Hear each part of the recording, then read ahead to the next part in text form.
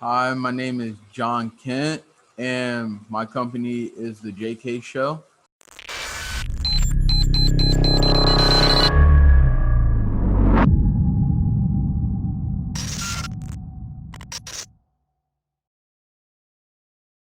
Hey, it's Kellen, and today on Diversified Game, I got a special one. I got a youngster, but he's not going to be young forever, and his business is growing. So it's not going to be, it's going to be an old business soon, especially when he hits the marks.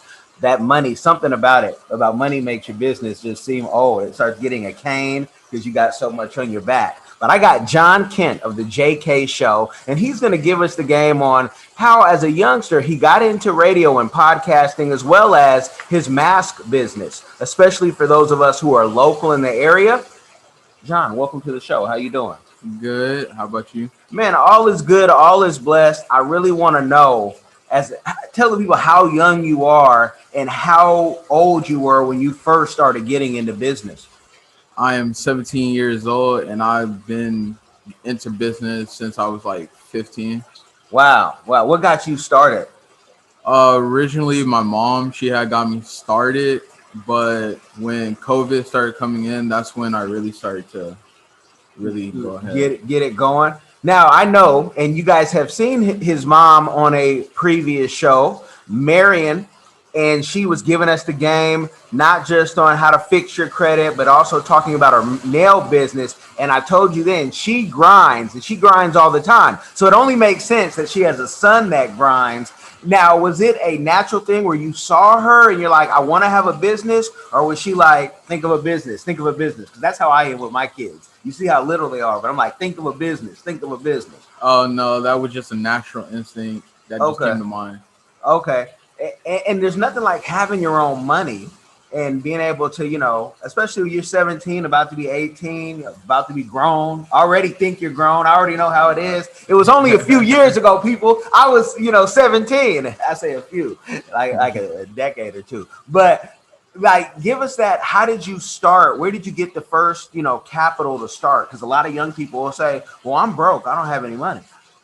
Well, the first thing I started to do, I had got a job when I was 15. I started working at Publix. That's where I Oh, first started. And then from there, I just started continuing my business and expanded from there. okay. Now, Publix, you were doing how many hours a week? Um, it depends on the day. Sometimes I'll manage 12 hours from that one week. Sometimes it might be more. It just depends. Okay. That showed you kind of a structure, making sure you come on time, just like school. But what's the different feeling that you get from having to go to Publix to saying, wait, hold on, it could be 1 o'clock in the morning and I can work on my business? Like, what's the different feeling? The different feeling is I don't have someone, looking over my shoulder, always asking, did you do this? Did you do that? I don't have that no more. It's just basically me. I get to get up and do when I want to do it. Okay, I'm kind of crazy, and I've had a lot of jobs, and I've been fired from a lot of jobs, but I have not from like clients. We're good, and we can keep them, retain them. I hate that over the shoulder looking, like, and people just looking at you and bugging you. You're trying to go for break, and people, hey, where's this? I mean, did that at all push you to say I got to do something more than public? Yeah, because there was one time when my manager, he had told me, don't answer any questions when you're finna go to break. Just go straight to break. And people just kept asking me, and I have to keep saying, I'm on break. I can't answer this. I'm on break. So it was like really annoying every time it got close to being break time. But if you, especially in the day of phones, and somebody's asking you a question and you're trying to go on break, your manager says don't ask, but the customer is like, hold on, you're an employee. You got to help me at all times if I see you. So did that ever cause any issues?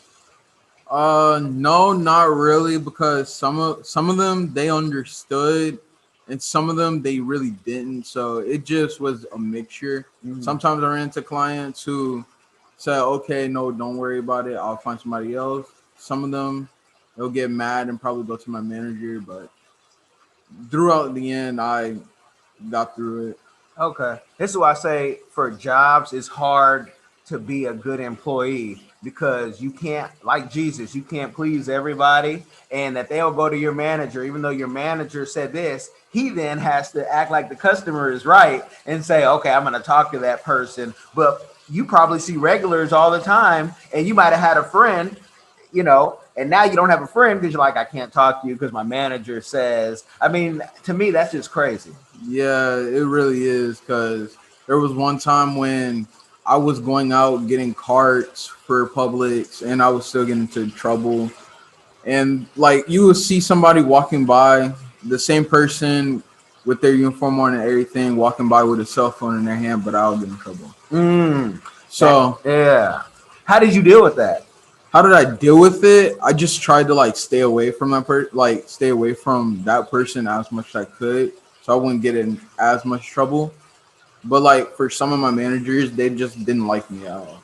Okay. And you're gonna have that at every job, no matter where you go. You can go to Timbuktu. You're gonna have that bad manager because this is their first time having power, or their only time having power in life. Yeah, And they gotta push that on someone. At home, they might be getting beat up in the head by their wife or something, but here they're the king of the castle, or she's the queen of the castle. So that pushed you.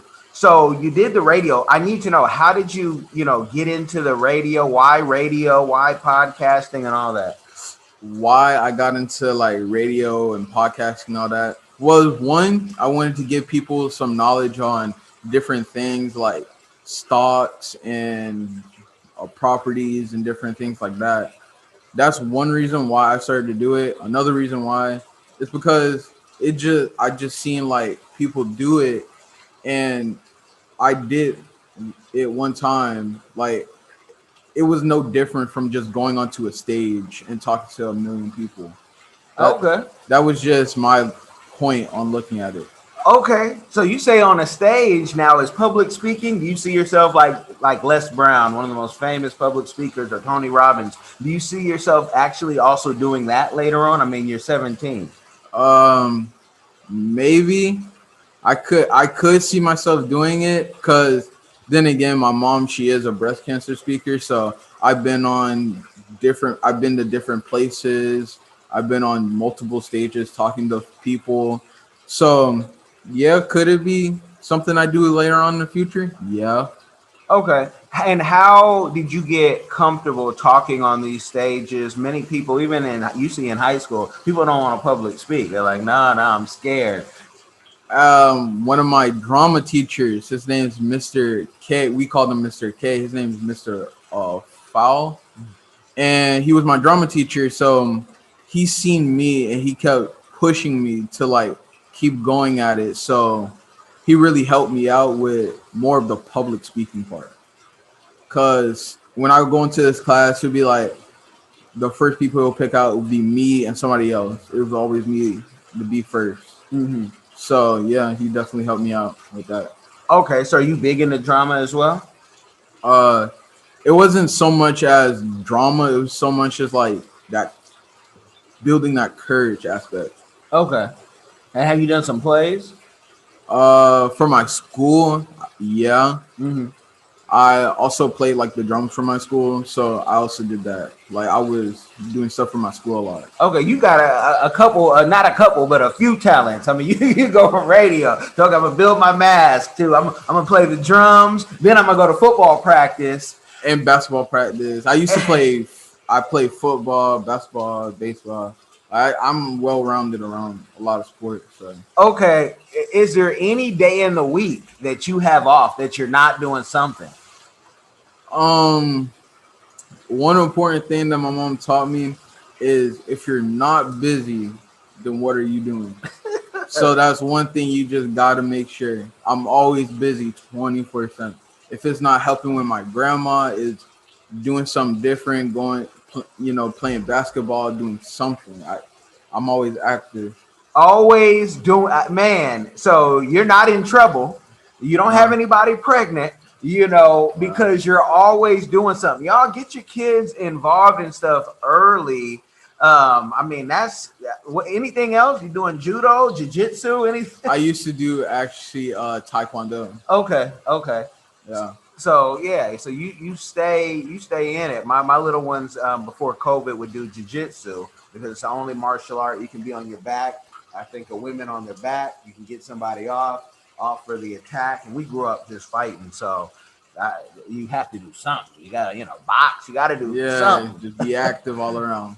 Yeah. Now, how do you organize your schedule? I mean, you're 17 now, so I'm gonna say you're a man, young man, but you're a man, so you can take the bus if need be. But doing all these things, like how do you get the support and the finances to make everything happen? Well, one, how I get from like that one place to another place is I actually have my own car, so Okay. I can drive to that certain place and drive from that place.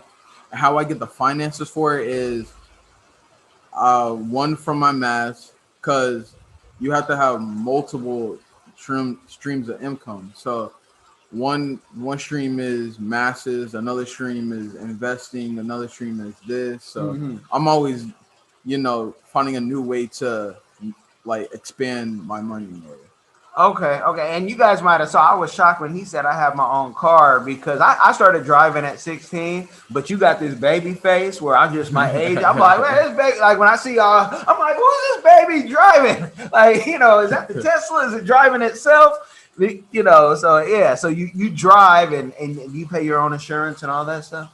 Yeah, me and my mom's, because for legal reasons we have to be on the same insurance. So yeah, I do pay her and we pay it together. Okay, it just helps you with the responsibility act. Yeah, man, driving. I don't want to drive anymore. I'm ready to just be chauffeured around, and I don't trust the Tesla though. The Tesla kind of have you. I don't know if you got to go behind one of those, but it's kind of crazy to me. They get too close to the other cars. Like if you're someone else is driving, and you might think, "Hey, mom, you're too close," and you get that type of feeling. So it's just a crazy feeling. They got to work some kinks out where we can be separated. But no, I love this talk. Now, with getting this money, how do you manage it? Because it's so easy at your age to say, man, I want to go get a pinky ring, or I want to go get a $40 hat, whatnot, which just costs way too much. How I just manage it is, first I'll go and I'll say, okay, do I need it? Do I really need it, or do I just want it? So I just put it in those categories. Like, I need insurance, so okay, I'm gonna pay that. I need a haircut, okay, I'm gonna pay that. But if I want, Jordans, that's just something I want. That doesn't necessarily mean I have to have it. Mm-hmm. So I just basically like figure out if I need it or want it. Okay. I mean, in Jordans, I mean, you're a creative. I always think before I go buy, nothing against Jordan or any brand thing, but I like having my own stuff. So I like going like, even if it's on Printful or Teespring, just creating my own shirts. When I go to Africa, I'm always picking up shirts like for $2 or $3. So I got a closet worth of African wear that cost me maybe $200 at most. And so that's what I like to do because I've had all the name brands and it didn't do anything for me. Like no one came and rained money on me so I could go buy more. So do you value name brand stuff and Jordans and like stuff like that? Me personally, some things I might value, some things I don't. Like Jordans, I don't really value it because they're always going to be coming out with the next Jordan. Or like Supreme, they're always going to be coming out with something new. Like, but not really. No. Okay. I watch shows like Blackish. I'm sure you know Blackish. Anthony Anderson, every show was in a clean shirt. But if you look up the shirt, it's like an $800 shirt. You're like, my gosh. Yeah. But somebody in Africa might get that shirt recycled, when they give stuff away, and or not even just Africa, Asia, everywhere, and they'll be wearing an $800 shirt. Nobody would care if it was 800 or if it was knockoff. The rest of the world doesn't care.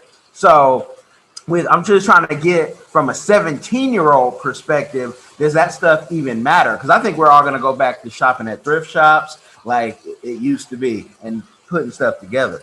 No, not really. I don't care too much for like name brand things. Like some things I just figure out by myself. Like if I have jeans, okay, I'm gonna figure out what I can wear with these jeans. So I'm always figuring out different outfits. Mm-hmm. So I'm well rounded with like, okay, I got these shoes. Let me see what I can pull with these. Mm-hmm. So Now, when you had started your mask business, I assume you're making all your masks yourself.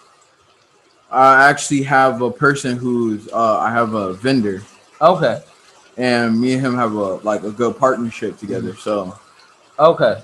So he's a vendor, he's designing, making, whatnot, and yeah. you're okay. Because I was figuring you had all the talents. And like, yeah, I learned how to sew at 3 and I put them Oh no, together. I'm actually learning how to sew from my auntie. Okay, okay.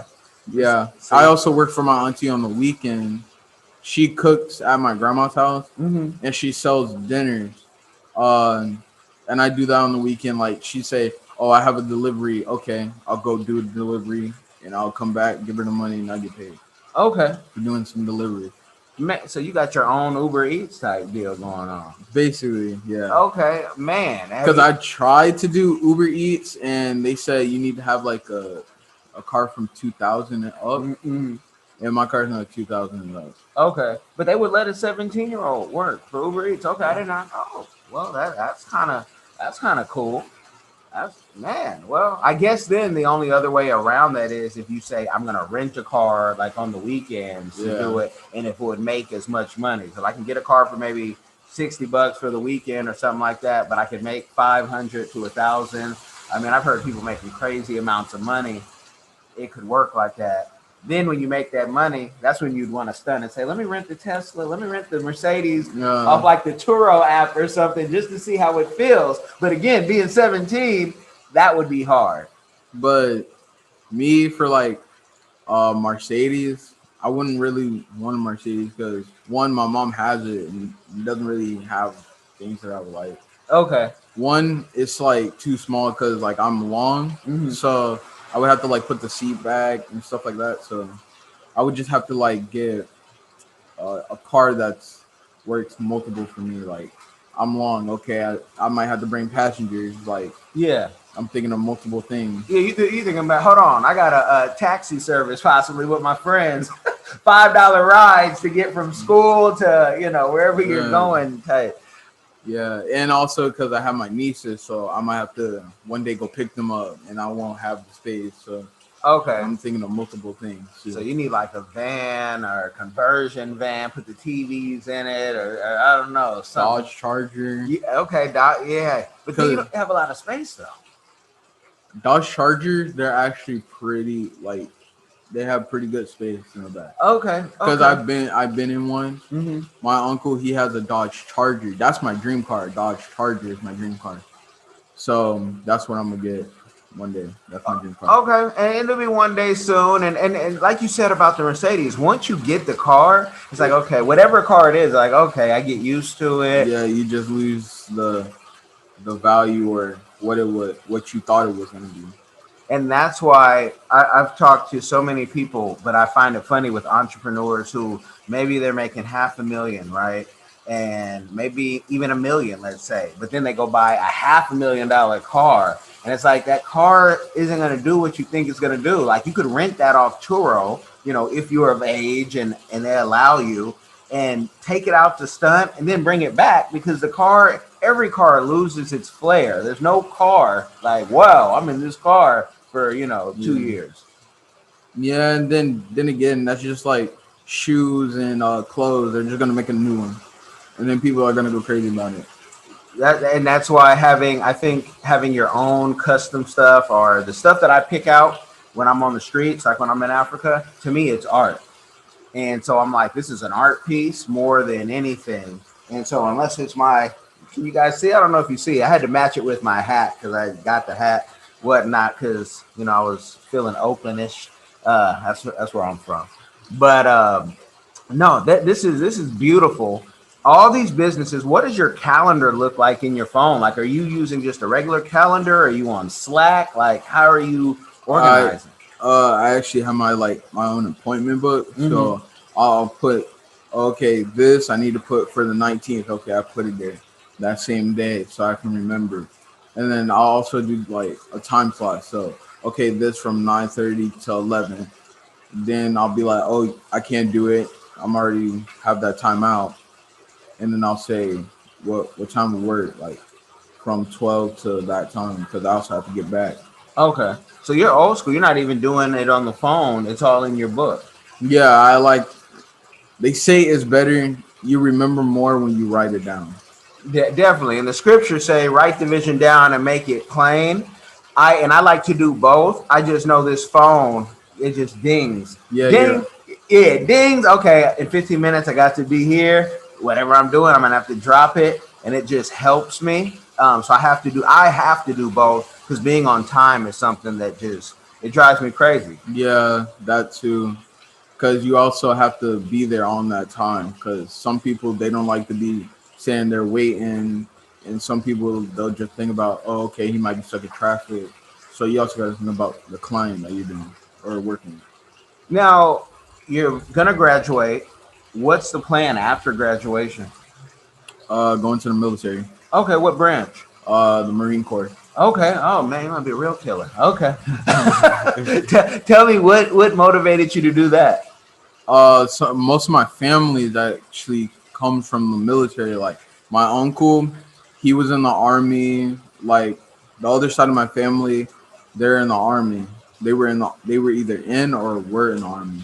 Mm. So that's just something I wanted to do. I just wanted to keep the legacy going. Oh man, no, that's awesome. I had to sit up straight when you said that because Marine, they got to be like the boards, whatnot, and just real tight with it. So, how many years do you see yourself doing that? Uh, Probably four, if if not four, probably more. Okay. And is it going to the Marine Corps and continue school, or just focus on the Marine Corps and maybe just focus on business?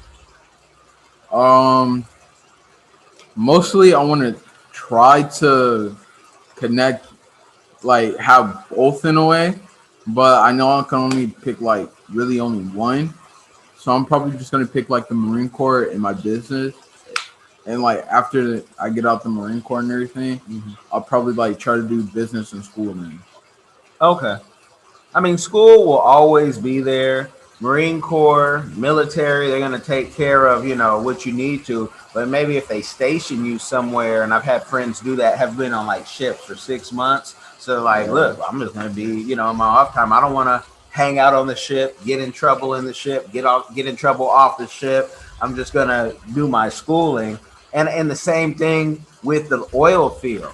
And that's what I always push to young folks. And they say, unlike you, that when they don't know what they want to do, I say, why don't you look and go into the oil field? Because we would make minimum $10,000 a month in the oil field, working 2 weeks on, 2 weeks off type deal. And it would just make sense. And you could still go to school if you wanted to. I kind of wish I did it like that, but I can't because I would not have met my wife. So I'm like, I had to go through this journey to get where I'm now. But if I had to tell someone else, I'm like the oil field, that money, you got 24-year-olds who've been doing six figures for, 5, 6 years, yeah. where you got college students who are going broke, taking out all the loans. And I did that. We're paying them back still to this day. Quickly.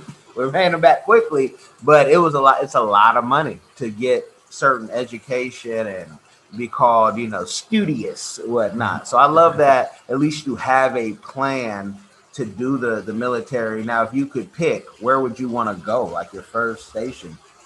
My first station, I'll probably go to Vietnam. Okay, okay, Yeah, or if I could pick another place, I'd rather pick like probably Japan.